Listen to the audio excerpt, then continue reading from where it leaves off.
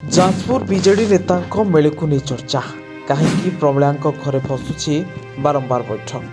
ଯାଜପୁର ବିଜେଡିରୁ ଆରମ୍ଭ ହେବ କି ନୂଆ ସମୀକରଣ। ବିଜୁ ଜନତା ଦଳରେ ପ୍ରକୃତରେ ଚାଲିଛି କ'ଣ? କାହିଁକି ବାରମ୍ବାର ବିଭିନ୍ନ ସ୍ଥାନରେ ବୈଠକ କରୁଛନ୍ତି ବିଜେଡିର ନେତାମାନେ।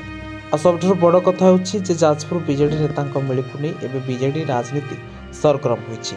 କାରଣ ବରିଷ୍ଠ ବିଧାୟିକା ପ୍ରମିଳା ମଲ୍ଲିକଙ୍କ ଘରେ ଏକାଠି ହୋଇଛନ୍ତି ଯାଜପୁର ଜିଲ୍ଲାର ସମସ୍ତ ବିଜେଡି ବିଧାୟକ ଓ ପୂର୍ବତନ ବିଧାୟକ ସାଂସଦ। ପୂର୍ବତନ ସାଂସଦ ମଧ୍ୟ ଏଠି ଉପସ୍ଥିତ ରହିଥିଲେ, ଯାହାକୁ ନେଇ ଜୋରଦାର ଚର୍ଚ୍ଚା ଆଲୋଚନା ହୋଇଥିଲା। ପ୍ରମିଳାଙ୍କ ଘରେ ବୈଠକ ସାରି ବିଜେଡିର ନେତାମାନେ ବାହାରିଥିଲେ ସିଧା ନବୀନ ନିବାସ। ଏହାର କିଛି ସମୟ ପରେ ନବୀନ ନିବାସରେ ଅନ୍ୟ କିଛି ଜିଲ୍ଲାର ବରିଷ୍ଠ ନେତା ମଧ୍ୟ ପହଞ୍ଚିଥିଲେ। ବିଜେଡିରେ କିଛି ଗୋଟେ ହଲଚଲ ହେବ ବୋଲି ଜୋରଦାର ପ୍ରଚାର ହେଲା।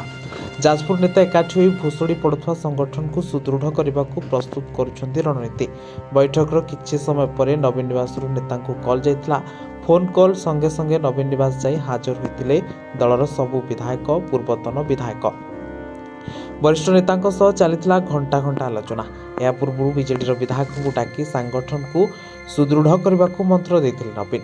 ପ୍ରମିଳାଙ୍କ ଘରେ ଏହାରି ଭିତରେ ଦୁଇ ଥର ବୈଠକ ହେବା ଚର୍ଚ୍ଚା ଆଲୋଚନାକୁ ଅଧିକ ଘନୀଭୂତ କରୁଛି। କୁହାଯାଉଛି ଏଥର ଯାଜପୁର ବିଜେଡି ନେତା ହିଁ ଧରିବେ ବିଜେଡି ମଙ୍ଗ। ଯାଜପୁର ନେତାଙ୍କୁ ନବୀନ ଦେବେ ଗୁରୁ ଦାୟିତ୍ୱ।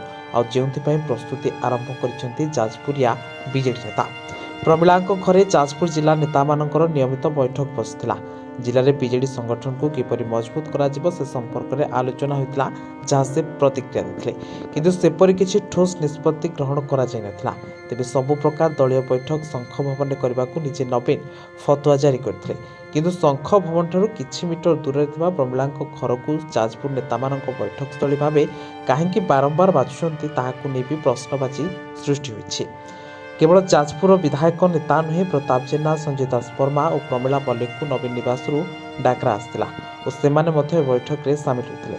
ତେବେ କୁହାଯାଉଛି ଯେ ଯାଜପୁର ବିଜେଡି ନେତାଙ୍କ ହାତରେ ହିଁ ଦାୟିତ୍ୱ ଦେଇ ବିଜେଡିକୁ ଶକ୍ତିଶାଳୀ କରିବେ ନବୀନ ପଟ୍ଟନାୟକ।